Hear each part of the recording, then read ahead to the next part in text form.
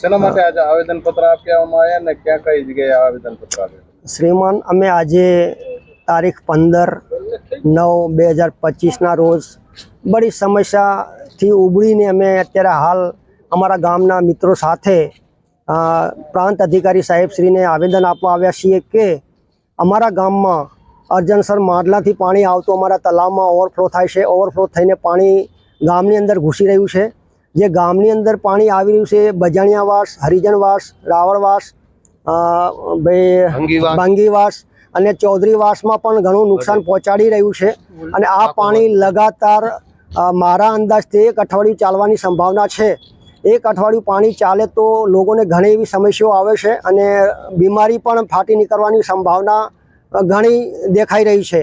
તો અમે પ્રાંત અધિકારી સાહેબને એક રિક્વેસ્ટ કરવા આવ્યા છીએ કે જલ્દીથી જલ્દી આ પાણીનું નિવારણ કરવામાં આવે અને અમારા ગામના લોકોને સારી એવું વ્યવસ્થા કરી આપવામાં આવે, જે લાઈફ ટાઈમમાં પણ આ પાણીનું અમને સમસ્યા કોઈ દાડો ઉત્પન્ન થાય નહીં એવી વ્યવસ્થા અમને કરી આપવામાં આવે.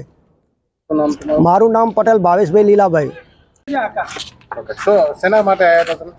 આજે અમે જે વરસાદના કારણે, અતિવૃષ્ટિના કારણે વિજયનગર ગામની અંદર બજાણિયાવાસ, રાવળવાસ, હરિજનવાસ, ભંગીવાસ, ઠાકોરવાસ અને ચૌધરીવાસ બધી જગ્યાએ છેલ્લા 8 દિવસથી પાણી ચાલી રહ્યું છે, પણ કોઈ અધિકારી, કોઈ તલાટીશ્રી કે કોઈ પણ ત્યાં સંભાળ કે જોવા આવેલા નથી.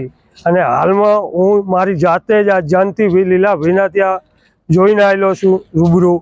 એમને ત્યાં સાથળ સામું પાણી છે, કંઈ આવવા જવાની કે કંઈ પણ સમસ્યા બહુ તકલીફ પડી રહી છે. એટલા માટે અમે આજે રાધનપુર પ્રાંત કચેરી, મામલતદારશ્રી તથા ટીડીઓશ્રીને આવેદનપત્ર આપવા આવેલા છીએ. શું નામ તમારું? મારું નામ ચૌધરી ભેમાભાઈ દેવજીભાઈ.